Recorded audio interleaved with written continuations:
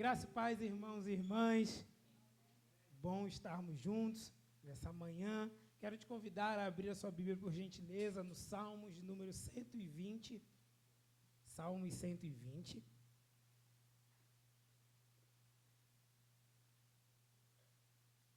Quero te dizer que é a primeira vez que você vai me ouvir pregando agora com 34 anos, tá, Gabriel? E isso muda algumas coisas, tá?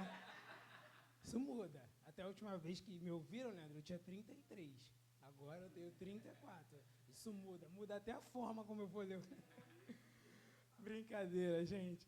Salmos 120, nós vamos ler apenas o primeiro versículo, que diz assim, ó: Na minha angústia, clamo ao Senhor e Ele me ouve. Em outra tradução, na minha angústia, grito ao Senhor e Ele me ouve. Pode tomar o seu lugar, por gentileza. Na comunidade da mesa, a última que nós tivemos agora, nós também estávamos falando sobre um salmo, não era o 120, se eu não me engano, acho que era 119. Obrigado, minha amiga. E eu conversava aqui com os irmãos e irmãs, Viviane, que os salmos é como se fosse um conjunto de livros onde a alma humana, Leandro, ela é exposta. Sabe, Guilherme, onde todas as características humanas nossas, elas são expostas. De uma forma mais enfática, um pastor batista chamado Kenner Terra, ele vai dizer que nos salmos, Ana, é como se a alma humana fosse dilacerada ali, sabe, diante das pessoas, colocada na mesa para que as pessoas, Alessandra, pudessem analisar a alma humana. E por que, irmão Ronaldo, também ele chega a essa conclusão? Porque, veja só, o Salmo 42, o salmista está assim, ó: os meus ossos se esmigalham quando os meus adversários me insultam, perguntando sem parar: e o seu Deus aonde está? E aí ele vai continuar, William: por que você está abatida, ó minha alma? Porque se perturba dentro de mim. Espere em Deus, pois ainda o louvarei. E ele segue o salmo. Ao mesmo tempo, irmão Ronaldo, no 18, ele vai dizer: eu te amo, Senhor, força minha, o Senhor é minha rocha. E aí ele começa a exaltar ao Senhor. Só que no salmo anterior ele está esmigalhado, Carla. Parece com a nossa vida? Não, né? A gente está sempre no eu te amo, Senhor. Não. Um dia a gente está esmigalhado, não é, Gabriel? Um dia a gente está cansado, mas no outro dia a gente está alegre, feliz com o Senhor. E eu trago ainda o exemplo do Salmo 16, que diz assim, ó: que darei ao Senhor por todos os seus benefícios para comigo. Então veja que há uma exposição do dia a dia humano, do dia a dia da pessoa humana. Isso é legal, minha amiga Gabi, por quê? Pegaram, né, irmãos e irmãs lá de antigamente, pegaram essa exposição da alma humana e canonizaram ela. O que eu quero dizer com isso, Pedro? Pegaram isso e colocaram naquilo que chamamos e acreditamos por ser palavra de Deus. Isso mostra para a gente, de certa forma, Gabriel, que Deus se preocupa com as inquietações da alma humana. Porque senão, por que isso seria canonizado? Por quê? Diria que isso estaria num bloco de livros que chamamos de palavra de Deus. Então, nas angústias, a gente abre o livro de Salmos e vê lá o salmista angustiado, igual muitas vezes passamos. Na dor, Edgar, a gente abre o livro de Salmos e vê alguém com dor. Na alegria, a gente abre o livro de Salmos e vê alguém expressando diante do Senhor a sua alegria. No louvor aqui, com os irmãos e irmãs, a Fernanda abre o livro de Salmos e encontra lá um hino de louvor ao Senhor. Enfim, e outras coisas. E você vai perceber que o Salmo, ele é dividido mais ou menos, né, de forma bem introdutória, ele é dividido em 5 livros. Tá? Você tem um conjunto aí na sua Bíblia de 5 livros chamado Livro de Salmos. Dentro desses 5 livros, você vai encontrar textos, como falei, de hinos de louvor, textos, né, que eram usados mais no contexto de guerra ali, na época dos reis. Você vai encontrar lamentações comunitárias e lamentações individuais. Nos textos que nós lemos aí, salmos de peregrinação, você vai encontrar dentro desses salmos lamentações também comunitárias e individuais. E por que essa introdução, minha amiga Carla? Porque o Salmo 120, ele é caracterizado também como uma lamentação individual. E aí, eu quero voltar com você ao primeiro versículo, que diz assim, ó, na minha angústia, clamo, grito ao Senhor e Ele me ouve. É importante entender muitas questões só nesse versículo. Irmão Ronaldo, comentaristas, né, inspirados aí pelo nosso Deus, vão dizer para a gente que alguns salmos, só de você ler o primeiro versículo, você já consegue entender todo o conteúdo que o salmista quer passar. Esse é um caso desse. Acho que está valendo, né? E aí ele diz, na minha angústia, grito ao Senhor e Ele me ouve. Me vem, Fernanda, algumas perguntas à mente, Edgar, a partir dessa leitura. E a primeira dela é, o que é angústia? O que é angústia, Pedro, para que algumas pessoas traduzam grito ao Senhor? E aí, eu fui dar uma olhada rápida em algumas coisas, e o Instituto de Oncologia, aqui do Brasil, ele vai dizer assim, a angústia é um estado mental de perturbação emocional, caracterizado pela união de sintomas psicológicos e físicos. E aí, esse mesmo instituto comenta que pesquisas concluem que a angústia pode afetar a forma como você toma decisões e age sobre a sua saúde e outras questões. Irmãos e irmãs, vocês já estiveram presentes, não sei se a palavra certa é uma oportunidade, de ver alguém de fato angustiado? Eu tenho um exemplo aqui, não muito feliz, mas eu tenho um exemplo de ver alguém angustiado. Uma vez, Leandro, estávamos tratando lá no Hospital de Salvador, Tiago, um jovem de entre 18 e 20 anos, ele estava internado com a gente com uma tuberculose um pouco mais agravada, pastor. E no momento lá que a gente foi fazer alguns procedimentos, entrou a galera da fisioterapia também para fazer lá os procedimentos, ele estava entubado, esse jovem. E aí, Leandro, acabamos de fazer lá as coisas, tudo direitinho e tal, botamos ele deitadinho, a vida dele seguiu. Passado alguns minutos, Guilherme, a saturação, ou respiração, como você preferir, desse jovem começou a cair, pastor. E aí, caindo, ele estava desacordado. E o exemplo que eu quero dar de angústia, William, não é dele, é o nosso. Porque o médico entrou na sala, Alessandra, a médica, na época, uma amiga muito querida, ela entrou na sala e falou assim para a gente, a gente agora tem que esperar a saturação dele chegar a 0, o coração parar, para a gente reiniciar, para a gente iniciar a reanimação, porque a gente já fez tudo que a gente deveria fazer. Carla, acabou o Rogério. Porque eu falei, a gente vai ficar assistindo isso. Ela Rogério, a gente já fez tudo que a gente tinha que fazer. Agora tem que esperar o coração parar para a gente começar a reanimar esse jovem.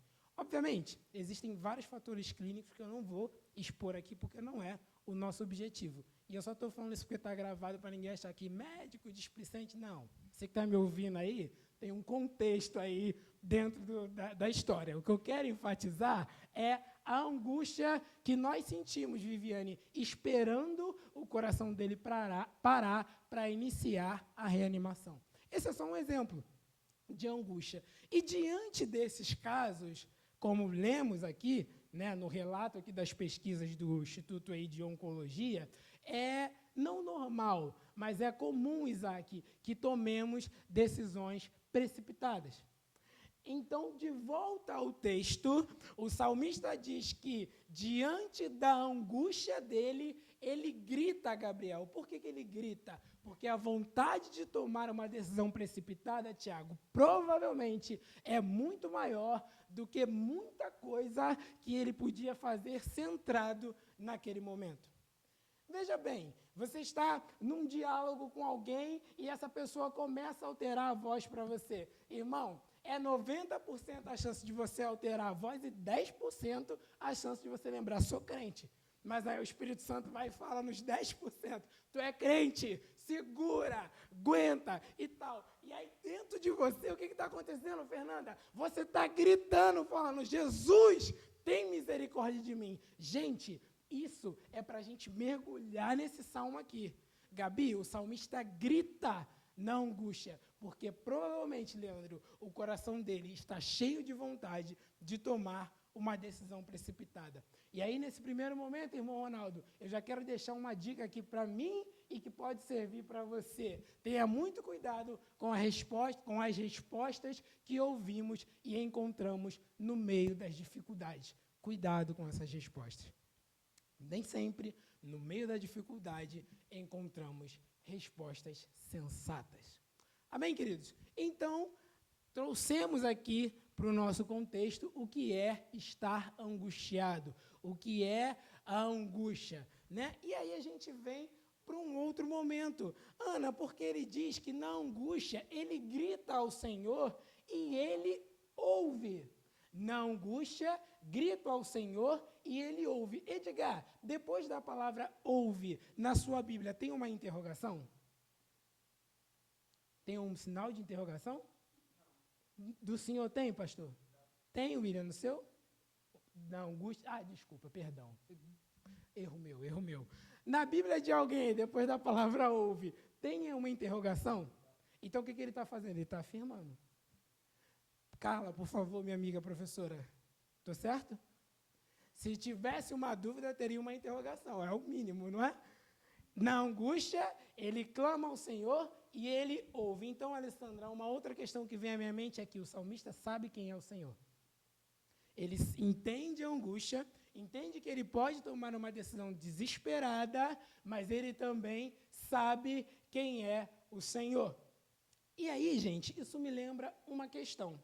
Êxodo capítulo 3, versículo 7, foi um texto, Vitória, que eu tratei recentemente aqui com os irmãos e irmãs na igreja. E aí, nesse texto, no diálogo de Deus com Moisés, a gente vai encontrar algumas palavrinhas importantes lá nesse diálogo, que é, então o Senhor continuou, isso Deus falando com Moisés, Tiago, certamente vi a aflição do meu povo que está no Egito e ouvi o seu clamor por causa dos seus feitores. Conheço o sofrimento do meu povo. Deus está na vida. Perceba, Leandro, Deus vê a aflição do povo, Deus ouve o clamor do povo por causa dos feitores lá do Egito e ele conhece. Irmão Ronaldo, Deus, quando fala com Moisés, ele tem propriedade para falar daquilo que ele está falando. Deus não fala como um homem, Marcos, que tem uma fazenda cheio de animaizinhos ali, e aí ele decide assim, não, esse animalzinho vai para cá, esse aqui vai para lá, sem se preocupar com a vida daquela pessoa. Então, provavelmente, o salmista tem noção de quem é Deus, por isso ele afirma que Deus ouve as orações dele. E aí, para nós, além do Êxodo, Carla, nós temos Jesus. Vocês conhecem aquela música assim? Junto ao poço estava eu, quando um homem judeu... Conhece? Vi tu és, porque quem não conhece, cuidado, porque essa é a música do distrito. Estou errado, Tiago? Essa é a música do distrito, tá? Vigiem na terra. Brincadeira, gente. Essa música, ela fala da mulher que encontra Jesus lá no poço. E esse texto, quando João está escrevendo lá, ele tem um detalhe muito legal, Ricão. Pode olhar aí em João, gente, pode conferir na Bíblia de vocês. O texto vai dizer assim, e Jesus cansado da viagem. Às vezes, a Alessandra chega em casa cansada, a Carla chega em casa cansada, a Ana Carla chega em casa cansada do dia de trabalho, ela fala assim, Senhor Jesus, eu estou cansado. Eu olho para esse texto e percebo assim, Jesus sabe o que elas estão vivendo. Adoramos um Deus, Rafa, que conhece a sua criação, tem propriedade na sua criação. Gente, por favor, pode conferir na sua Bíblia. O texto não começa no diálogo diretamente. Ele começa dizendo, e Jesus, cansado da viagem. Pode conferir aí no Evangelho de João. E aí, Viviane, não pode passar batido esse detalhe. A experiência lá, Jesus e a mulher, é magnífica, mas esse detalhe não pode passar batido, porque mostra que Deus conhece as questões humanas, por exemplo, com relação ao cansaço. Um outro fator, Tiago, que eu quero trazer à nossa mente, é que todos nós, por conta da vida e pecado e tantas outras coisas, estamos fadados, Leandro, a perder quem amamos. Dói muito perder quem amamos. Quando uma das irmãs, Gabriel, chega para Jesus e fala assim, se o Senhor estivesse aqui, meu irmão não teria morrido, tem um detalhe ali pequenininho, Jesus chorou. Então, meu pastor, quando eu chego diante do Senhor com a dor de que perdi alguém querido, Ele olha para nós e fala assim, verdade, eu sei como dói isso aí. Vocês entendem quem é Deus e a relação dele com a sua criação? Quando o salmista Gabriel está dizendo, Senhor, na minha angústia eu clamo a Ti, Jesus está olhando para ele e está dizendo, eu sei o que é estar angustiado. Sabe, eu vivi, eu andei, eu caminhei, eu sei o que é isso. Eu sei como dói estar angustiado. Esse é Deus, o Deus Criador que conhece a sua criação. Eu podia aqui citar inúmeros outros exemplos, mas eu vou ficar só nesses aqui. E um outro fato ainda que vem à minha mente, já falamos aqui o que é angústia, já percebemos aqui que o salmista sabe a quem ele está gritando, a quem ele está clamando. E o outro fato que me vem à mente é que o salmista acredita no Deus que ele serve. O salmista crê. Eu jamais, Gabriel, jamais vou falar assim, pode falar com a Carla que é certo de acontecer se eu não acreditar nela. Duvido que eu vou te dar uma referência sem acreditar nela. Gabriel, pode bater lá na Carla que ela vai te dar a resposta tal, tal e tal. Eu não vou te dar essa referência. Sabe por quê? Porque eu sou crente. E eu só vou falar se eu acreditar nela. E obviamente, eu acredito nela. Ele acredita naquilo que ele está colocando diante do Senhor. E você vai perceber que essa é uma das grandes questões do Evangelho. Edgar, muitas vezes professamos uma fé, entendemos o texto bíblico, mas não acreditamos naquilo que falamos. Sabe, Leandro, muitas vezes eu vivo de uma forma onde eu não acredito profundamente no que eu falo. No Evangelho de João, Jesus vai dizer, vocês viram os sinais, vocês viram a multiplicação, mas vocês não creem. É Jesus falando. Vocês viram tudo acontecer, mas vocês não acreditam. Tanto não acreditam que, como ensinamos aqui, Pedrão? A multidão vai dizer o quê? Solta Barrabás e crucifica Jesus. Irmão, enquanto estava multiplicando pão, estava maneiro, mas agora que te prenderam, não. Manda vir outro que multiplica pão aí, É mais ou menos desse jeito. Então, o salmista, ele acredita naquilo que ele fala, ele acredita naquilo que ele vive. E aí nós entramos, então, no tema relacionado ao propósito da nossa reflexão de hoje, que é vivendo a profundidade em meio às lutas. A partir das definições que nós demos aqui de angústia, iremos perceber que lutas não definem como agiremos diante das situações da vida, mas sim o Senhor. E aqui eu já te faço, e faço a mim também, uma outra pergunta. Qual Senhor? Por que qual Senhor? Falávamos aqui no Comunidade na Mesa que no mundo em que vivemos, ele é governado por 3 senhores. O Deus Todo-Poderoso, Senhor Criador do céu e da terra, Satanás e eu.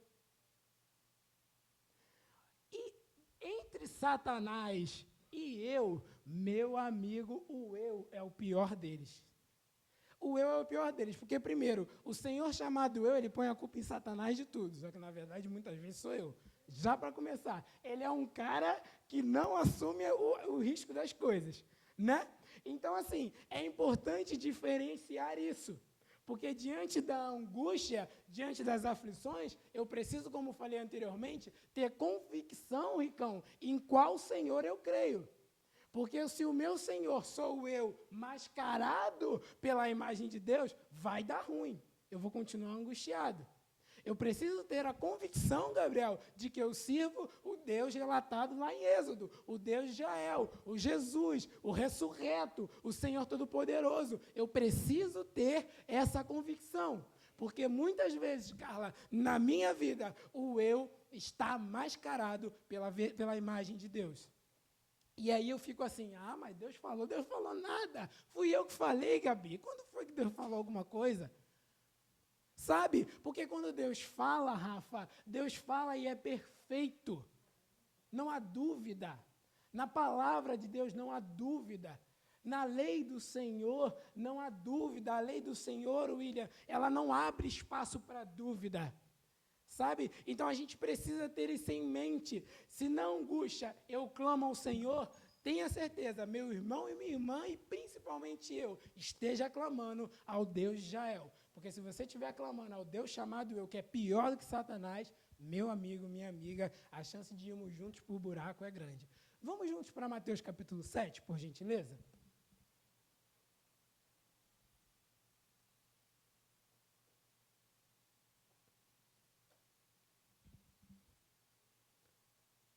Repetindo o tema da mensagem, vivendo a profundidade em meio às lutas. Mateus 7, a partir do versículo 24, na verdade só o 24 e o 25.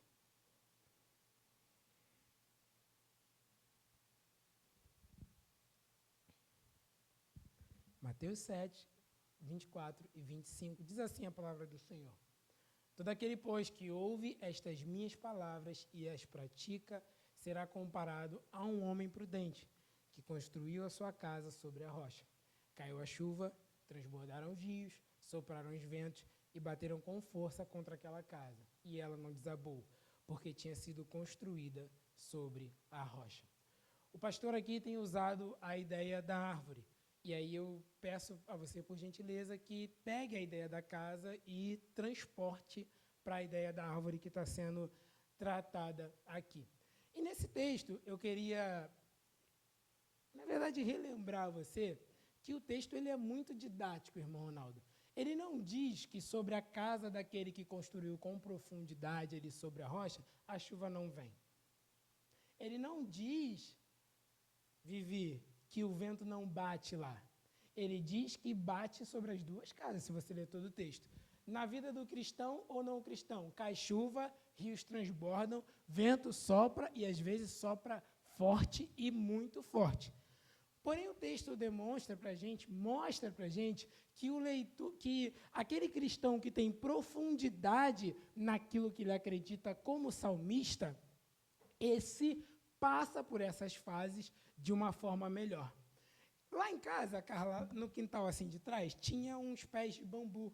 Eu moro em quintal de família, aquela coisa, né? Pega o alho lá na casa da tua tia, aquela coisa, né, que tem em quintal de família.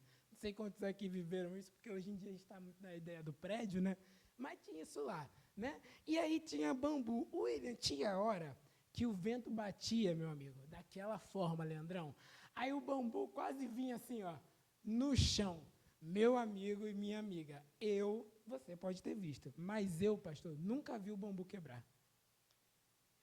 Nunca vi. Eu via, tipo assim, passava um tempo, Ricão, ia lá, o bambu já estava quebrado. Mas eu ver ele, tipo assim, virar e plaf, não posso dizer para vocês que eu vi.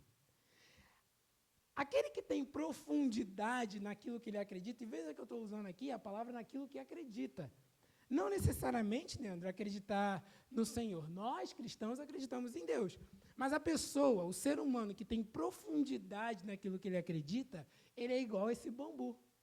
O vento vem, Guilherme, joga o cara lá embaixo e o cara continua firme naquilo que ele acredita. Isso falta muito na minha vida. Sabe por quê? Porque tem muitas vezes, né, a gente entra em algumas discussões aí desnecessárias e, na verdade, a gente percebe, Ricão, que o irmão ou a irmãzinha ou o coleguinha do trabalho está falando de uma coisa que nem ele mesmo sabe do que ele está falando. E aí a gente começa ali, né, Guilherme, naquele bate-papo e tal, não sei o quê, mas aí chega no momento que tu vê, o que esse cara está falando? Ele não sabe do que ele está falando. porque ele acredita, mas acredita porque a Fernanda contou para ele, Gabriel. Ele não buscou ter profundidade daquilo. Então, quando o vento bate, esse bambu voa com tranquilidade, voa para lá, voa para cá, e esse bambu dá uma viajada. Mas aquele que tem a casa alicerçada na rocha, ele vai passar por tudo isso e a casa vai continuar ali. E aí, de forma prática, entra uma fala que a gente precisa rever, às vezes, essa fala. Eu, cristão, chego para a Fernanda e falo assim, Fernanda, poxa vida, estou vivendo esse vento na minha vida. Olha os pentecostais aí, estou passando por um vento, né? Estou vivendo esse vento na minha vida e eu falo para Deus, Senhor, por que comigo? Irmãos e irmãs, à luz de Mateus, a pergunta é, Fernanda, estou vivendo esse vento na minha vida, mas por que não comigo, né, Fernanda? O vento vai bater, gente, nas duas casas. A chuva vai cair nas duas casas. A morte vai vir para o crente e não crente. A diferença é o que há depois. Mas a gente vai perder quem ama, assim como o coleguinha que não acredita. O desespero vai vir para a gente e para o outro coleguinha também. A diferença está em que acreditamos. Então, às vezes, é importante a gente rever essa pergunta. Não é por que comigo, e sim por que não comigo. Por que não comigo? Eu também estou passível a viver esse tipo de coisa, né? E aí, a gente caminha para um outro detalhe muito interessante, que quando pensamos na concepção de angústia lá, Rafa, a gente começa a ver que a angústia e a luta, ela não muda o alicerce em que a casa está construída. Ela pode mexer, você pode dar uma melhorada no telhado, mas ela não muda a profundidade da casa. O vento não muda o local em que a casa está construída, quando ela está construída alicerçada na rocha. Vem a dificuldade e a casa está ali. Você pode aperfeiçoar a casa. Por exemplo, botei essa telha aqui, choveu muito, começou a pingar. Vou dar uma melhorada na telha. Você pode aperfeiçoar ela, mas ela não muda o que está na profundidade ali, no alicerce, no seu coração. As dificuldades, se confiamos em Deus, se acreditamos em Deus, as dificuldades, pelo menos, não deveriam mudar as nossas raízes. Por isso é tão importante, irmãos, falarmos de raízes cristãs. Porque sinais é muito bom, mas o próprio Jesus vai dizer, nós vemos os sinais, vocês veem os sinais, mas vocês não acreditam. Então, é muito importante pensarmos sobre essa questão. E, por fim, a realidade que está à sua frente não é a única possível. Deus é infinitamente maior do que a minha limitada percepção teológica. Apesar do nome teologia dizer estudo sobre Deus, Deus é muito maior do que a percepção teológica que eu posso trazer aqui para vocês. Cuidado com isso. Muitas vezes, a realidade à nossa frente define coisas. Gente, essa não é a única realidade. Nós adoramos o Criador dos céus e da terra. Posso trazer aqui uma série de exemplos para vocês, mas vou fechar com um único exemplo. A galera está caminhando no deserto e qual é a realidade? O mar. Caramba, o mar. Mas quem criou o mar? Deus. Moisés, manda ver. Bora, Moisés, toca aí, porque eu sou o dono disso. Fui eu que fiz. Ele ouve a minha voz. Discípulos, vão pegar o barco e vão para o outro lado. Pode ir que daqui a pouco eu alcanço vocês. Vem ele andando, tirando onda, Xande. Ó, andando. Que isso? É um fantasma? Não, é o dono. É o dono. Não tem isso, Rafa. Chegou o dono. Não tem? É isso, pô. Os discípulos não entendem, Xande, porque chegou o dono. Então, cuidado, querido, que a nossa percepção teológica não limite o poder de Deus. Teologia é boa, mas Deus é muito maior do que isso. E eu quero repetir essa frase para você. A realidade que está à sua frente e à minha frente não é a única possível diante do poder de Deus. Amém? Aleluia.